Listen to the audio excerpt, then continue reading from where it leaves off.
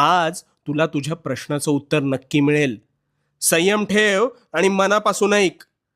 एकदा अचानक एका तरुणाची नोकरी गेली. अशातच त्याच्या आईवडिलांवर जवळपास 10 लाखांचं कर्ज झालं होतं. नोकरी मिळत नव्हती. मग या त्रासाला कंटाळून त्या तरुणाने व्यवसाय करायचं ठरवलं.